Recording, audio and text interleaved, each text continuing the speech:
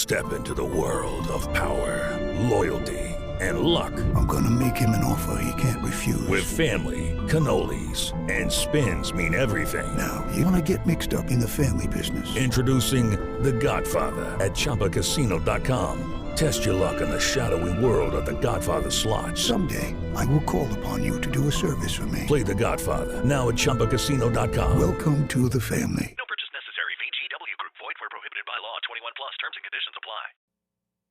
I thank y'all very much for listening to the No Fruit Podcast.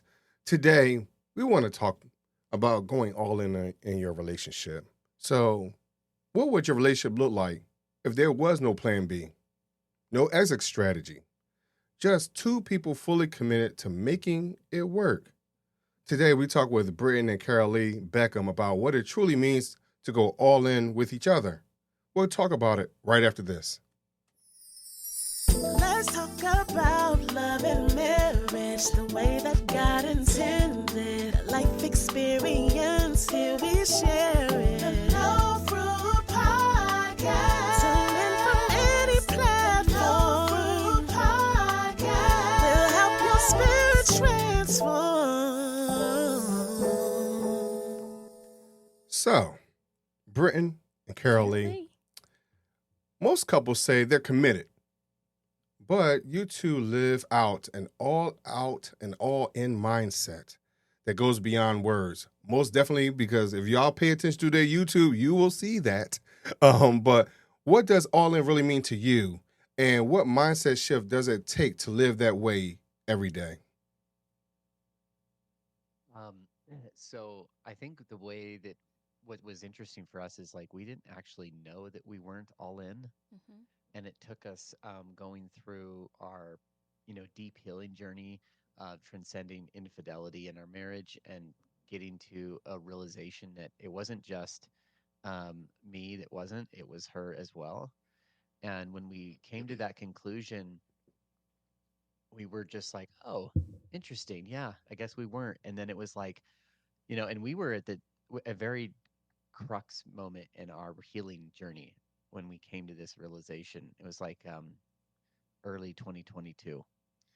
And it was at that time that we were just like, oh, okay, well, at least now we can decide if we want to do that or not.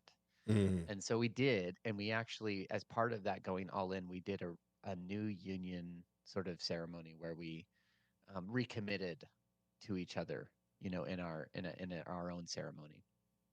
But it has been the greatest decision. And what I've learned about going all in is it's taught me that this is where all the magic happens in life. When you're all in on anything, when you're all in on life, when you're all in on your relationships, when you're all in on your business endeavors, this is when that all in energy attracts something.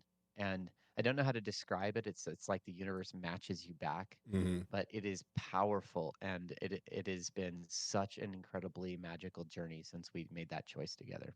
Mm. You want Yes. to say anything? Yeah, to that. It was a big surprise when we were able to put words to it, right? Because I mean, we had gotten married, and when we met, we were Mormon, and the concept of like Mormonism and marriage is you really are supposed to be all in, not just for this life, but like for eternity, and it's like forever and ever and ever after you die.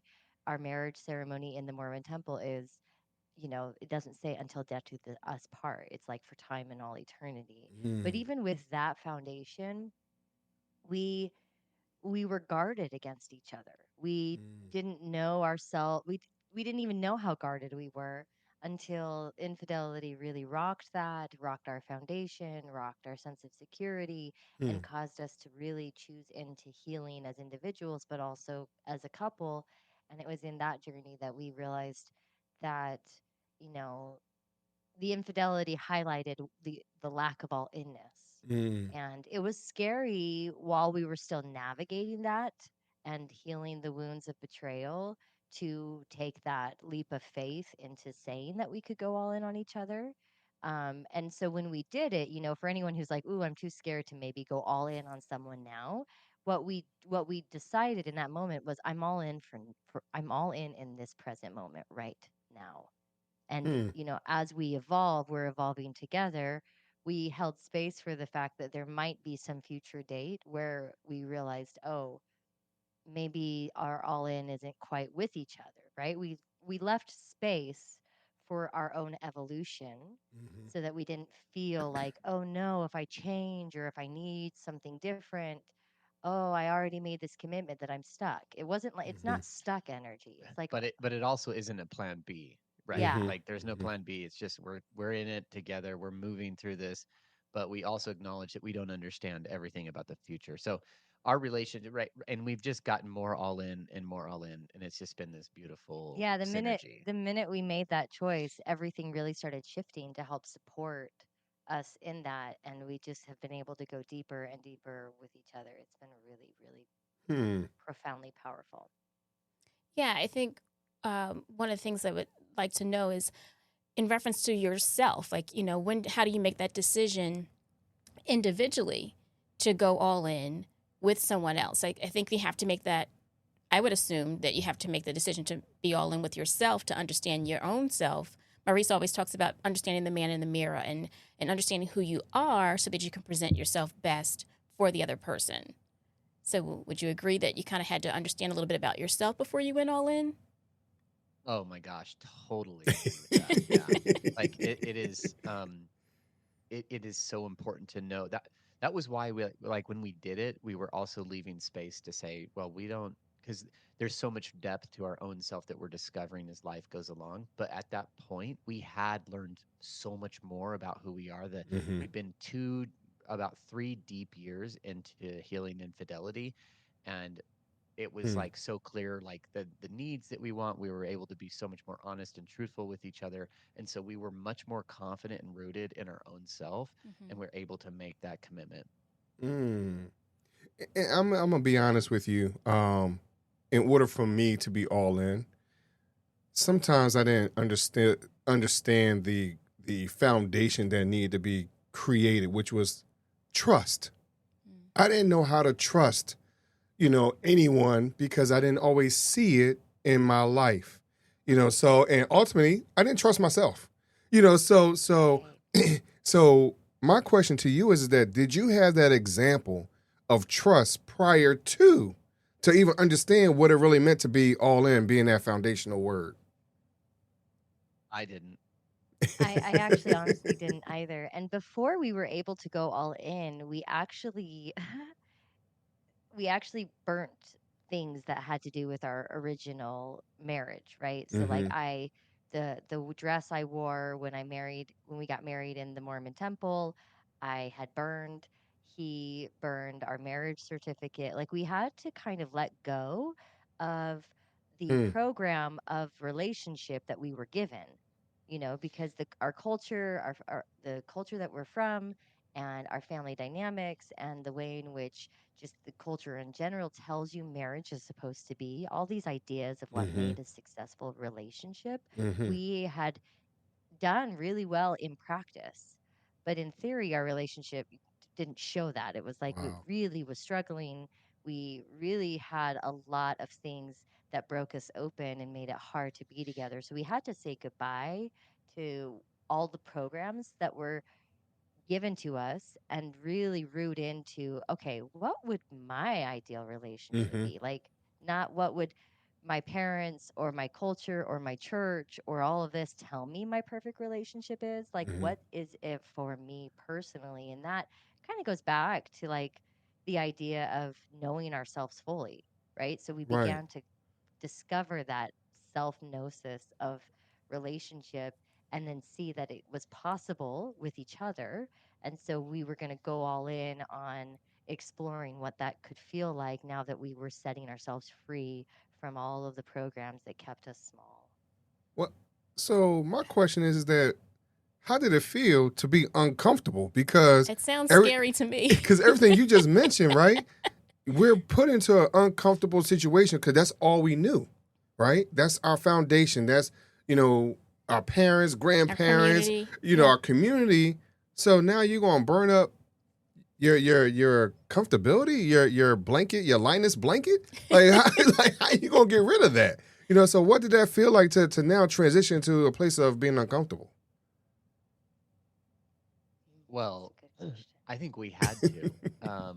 The comfort blanket that was on top of us was no longer comfortable. Yeah, yeah. So it was like, yeah, that reality that had been generated for us since we joined, really since we were born into the church, but just Right. like married into it as well.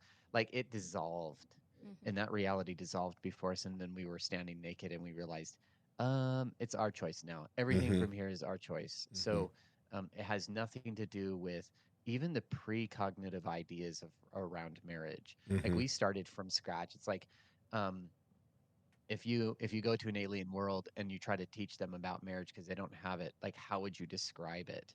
Right? There's so many cultural ideas around it, Right. and what we wanted to do is just lay a new foundation. Going back to your thing about trust, I couldn't trust myself either, Mm-hmm. and we had to build. So what I say is trust, honesty, honesty and integrity is the cement that pours into the foundation of trust. Mm-hmm. And so as you are honest and open and vulnerable with each other, you begin to build a foundation because you're pouring into that foundation Mm-hmm. all of that honesty and integrity and vulnerability. And then you've got this foundation of trust. And then you can build anything you want on top of that. And that's what Carolee and I were doing. We were like we had already burnt everything down and we were just rebuilding, and it was a beautiful thing. And so we have this strong relationship of openness, vulnerability, and being each other's mirror for our shadows, and it's just a really great thing, and it's full of trust.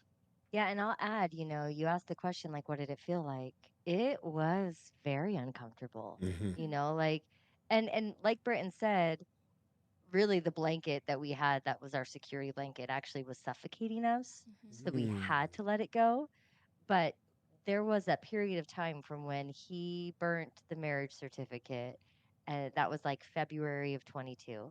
And then in April of 22, I ended up burning parts of the dress that I wore, and we were just kind of saying goodbye to this old life. And then the new union ceremony where we remarried ourselves and recommitted, we held privately, just in the privacy of our own bedroom Mm-hmm. in May. So in that time frame from February until May, we we felt so different.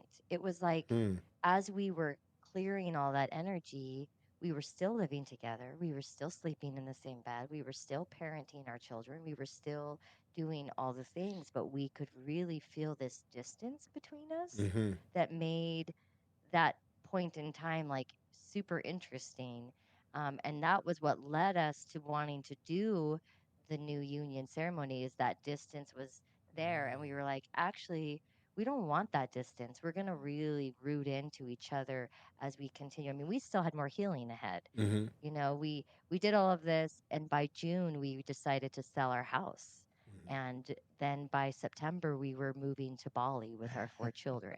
And so it's like after selling everything that we owned. And so going all in on each other and all in on our life. Like earlier that year, Britton had come home from a men's retreat and had this download, and he was like, I know what we're going to do.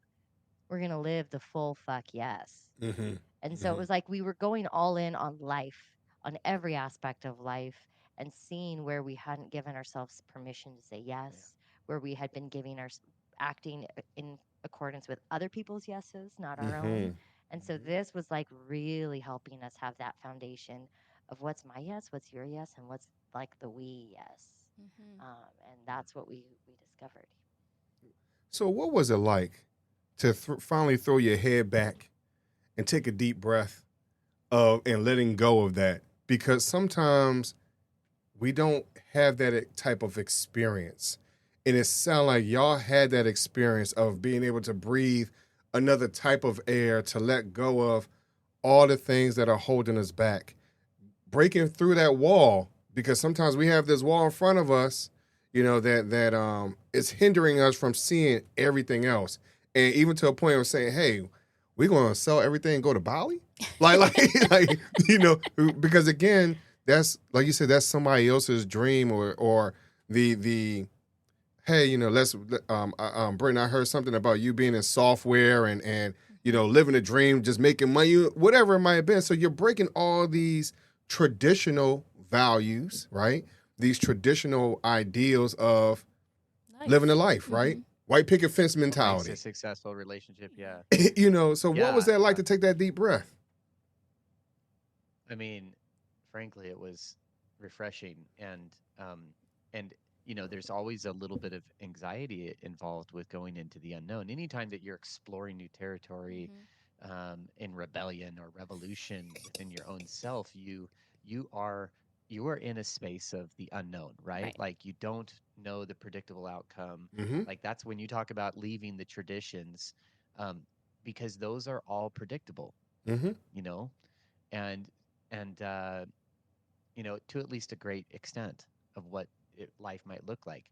But we were entering new territory for ourselves, and it felt really good. But it was a little bit of like um, anxiety. But what we discovered was with that anxiety, Mm-hmm. we could transmute it into or alchemize it into excitement.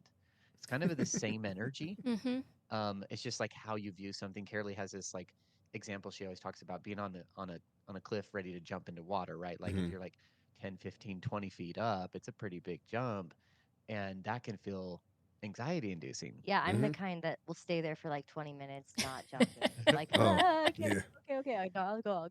Like but it's but yet then there's people that will come up to the cliffside, jump in, swim to the shore, climb back up, jump Do in, it and they're again. just Mm-hmm. loving Mm-hmm. it because it's exciting.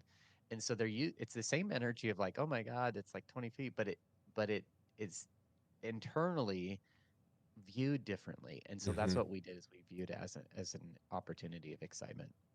Hmm. Yeah, I think Maurice and I kind of went through that through our transition when he decided to leave the corporate America and start his own business. So again, it was kind of that the anxiety of how are things going to continue on. But it became excitement, as you're stating, in reference to, hey, now you get to try out all the things you've been wanting to do in life that you've been trying to do every night or only on the weekends. Now you'll have time to do all of those things. So, likewise with yourselves, now you have that time to focus in on one another. You have time now to focus in on yourselves and your family. So I think that's just great that you're able to do all of those things. So And along with just again that whole idea of going to Bali, like just because of it really breaks the idea that hey, I have to stay in this it's spot. tradition, yeah. Because of parents, and I don't speak about my own experience. I listen to sometimes my parents and how they live in fear, right? And how that has trickled down to me.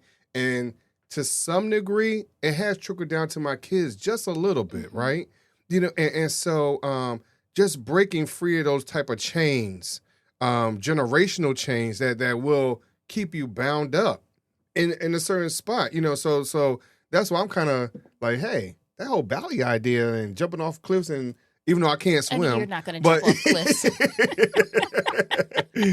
but it's the I idea of would, but you. yeah, right. So I'll clap you on. I'll celebrate you. You do it for me. But I think that's something that a lot of us deal with. We're not always that free will. We don't feel like we have that free will to do that. Yeah, we feel that way because we, we're we're told that there's a system, there's a structure, there's a Mm-hmm. plan for you. Just follow this plan and everything will be great. It reminds me of the ever evolving horrible situation with health insurance, which they just want more and more money from us and less real services Right. that are genuine and authentic. And so if we just keep in that, we're just kind of in this disillusionment. Mm-hmm. And so I would just say, like if you when you step out and you understand this because you left Mm-hmm. your career Mm-hmm. like I did, and it was the most freeing act. And when you take that power and you find that actually, like, oh, and instead of thinking there's just no way I can do this, how am I supposed to afford it, how am I supposed to blah blah blah blah, all of the no's, and you can overlook that and say actually, I'm going to step into my power. I'm going to step into the magic of life, and I'm going to Mhm. see where this blazing the trail act is going to take me. Right. Then you see like how I think God, the creator, the universe comes to meet us with that Hmm. all in energy, right? We bring the all in energy to life. God's all in on us too. The same. It's reflected. Wow. I, I think that we don't always, even with that space of being in that spiritual space, we don't even know how to be all in with that either. Because again, that's something we can't touch. We It's the can't feel it. unknown. Yeah. And so we don't really know what that means. Even so even with ourselves, we can't be all in with ourselves because we really don't know. We're living somebody else's dream. I listen to other cultures how they say, hey, well, my mom or my dad wanted me to be a lawyer or a doctor up front. Well, When they were born. maybe I just wanted to paint toenails. Like, you get what I mean? Like, and so It's a good point. what'd you say?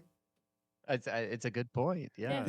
So if that's not how I feel, and that's not the most enjoyment I think I can get out of life, because we only go this way once. Well, some of us believe that.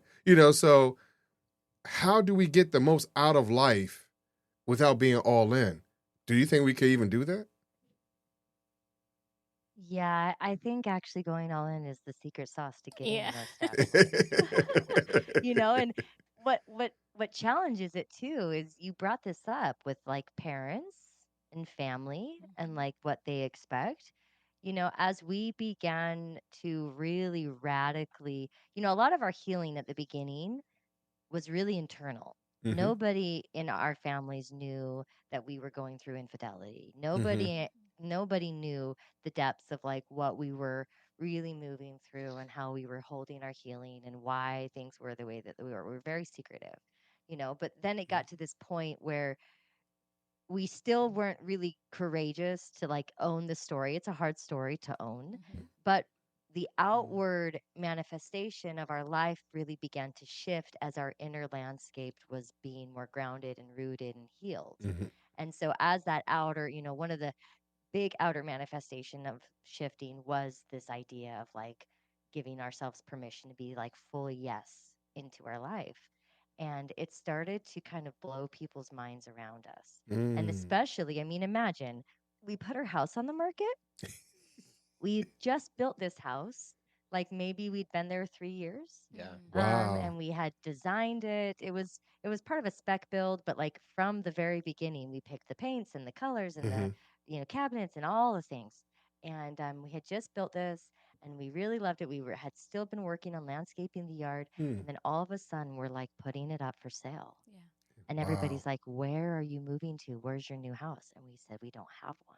Right? We began to do things in like a opposite order, Mm-hmm. and we had to face the judgment, the criticism, the scrutiny, the questioning of not only like family members but like even community members. We went back to Utah just this last April and literally heard that one of our old neighbors still thinks we've gone off our rocker. Like they still think we're crazy. And we're cool with that. Like you got to lose your mind to Right. find yourself, right? Right. Like our mind keeps us locked into somebody else's life. Mm. But we had to sit with the discomfort of also, ooh, people are going to judge us. People are Right. going to think, and Yeah. The especially, Mormon community has a lot of that judgment. yeah, Mm-hmm. especially if you like leave it and then all of a sudden, like you're having left the faith, Mm-hmm. things shouldn't work out for you. And the Right. fact that things started to work out for us caused some real cognitive dissonance. And even some of our family members, they couldn't believe that, You're that it still actually here. was working. Yeah. Yeah. Exactly. Wow. Yeah. Yeah. And I think that there's a lot of things that y'all have said that will make us reconsider that word yes, because that's something that you just said, Carolee, about saying yes. Yes, I'm going to live life. Yes, I'm going to experience certain things. Yes, I'm going to jump off this ledge. Yes, I'm going to be, looking at this sunset. Yes, I'm going to recommit myself, not just to someone else, but even just to myself of just saying yes. So for those individuals that are stressing with that or struggling with that, how can they come and talk to you and find your information and find a way to say yes to themselves? Yeah, so we're extremely passionate about helping people find the same joy and level of magic that we found in our own life, in our own marriage or relationship, and even with our children. It's really evolved everything. And part of that is I was just coaching a client Mhm. 2 days ago, and you know, I could tell that there was like a guard, typically it Yeah. was like our first meeting. So, there's always going to be a little bit of that. But Right. as we sat with each other and I kind of started asking him questions, it was clear that he wasn't all in with his relationship either. Mm-hmm. Mhm. And it was the symptoms of that where he was uncommitted to, buying a home, a bigger home, like Mm-hmm. upsizing their space. They've got another baby on the way, all that. And it was just clear that like the all inness wasn't there. Mm-hmm. And I kind of brought that to his attention and he was like, yeah. And I'm like, so that all lack of all inness is the hesitation. And so, you know, how do we invite people into that? Well, we invite them in by inspiring them with our story. Our Mm-hmm. story is incredible. We've gone from being in a really rough, high demand religion with all these ideals placed on us, and our marriage was falling apart, our sex life was falling apart. Like all of Mm-hmm. these things were not in alignment. But through our commitment to healing, and we have come up with a really awesome way of doing that. We guide people through this process. We can do individuals, couples, and they can find our story and access our offerings and get on our mailing and stuff. Contact us at the Magical Story of Us. We Mm-hmm. do free discovery calls, and so the magicalstoryofus.com, and yeah, just learn about our a little bit about our journey there, and then reach out, and we'd love to help anyone find the joy and love that we have and see the magic re-enter their life. And I have to say that after doing my research, listening to other episodes, looking at your pictures, I'm like, wow, y'all have really seen some really, really beautiful sights. You had a instrument in front of Stonehenge, just all these things, that I know I personally have not been able to experience. I would love to, but because of sometimes pulling yourself back, saying no, hearing all the negative neighbors, if you will, saying, hey, you off your rocker. This is the life. I don't know what you're doing, because of being stuck in that space. So I thank you very much for being a role model in that, of saying, hey, you can still do it, outside of the normal lifestyle. So I thank you very much for coming on the show and sharing the story. But before we let you go, Yeah. But before we let you go, we have one more question Yep. for you both. Hopefully, you both can answer this question. If you could sing a duet with anyone in the world, living or deceased, and it's not your spouse, who would you sing that duet with?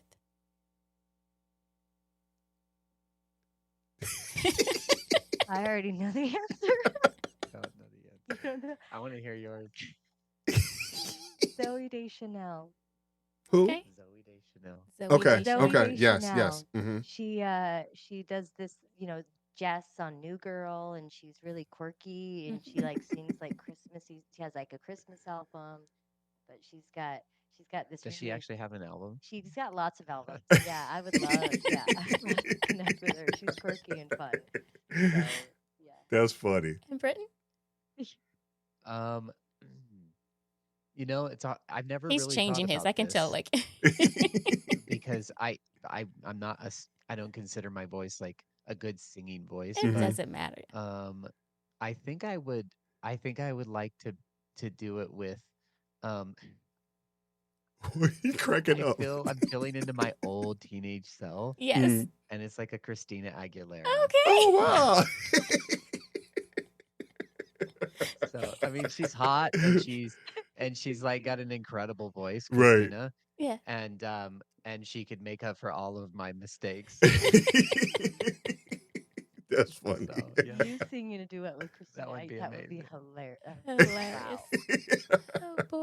That's Perfect funny. question. I'm glad that y'all have fun with that. I Yes. appreciate y'all answering that, honestly. Yeah, thank you. Oh, Yeah, goodness, no yes. problem. But we thank y'all very much for coming on the show. Yes, indeed.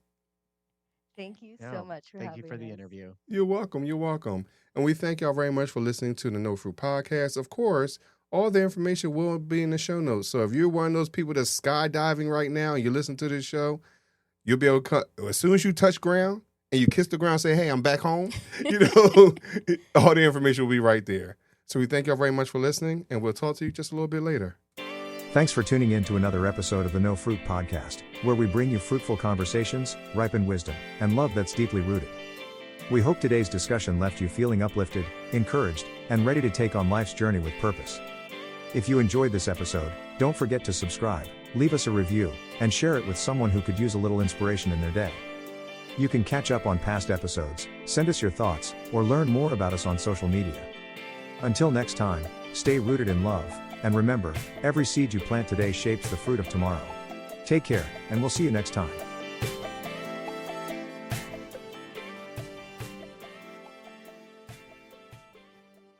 Bubba Wallace here from 2311 Racing. Funny thing about being fast, you end up waiting a lot. First to show up, first in line, then just waiting. Me, I rev up Chumba Casino. With over 200 social casino games, no slow lanes here. Why sit around when you can spin? I'm already racing. Your turn. Play for free at ChumbaCasino.com. Let's Chumba. Sponsored by Chumba Casino. No purchase necessary. VGW Group. Void where prohibited by law. 21 plus. Terms and conditions apply.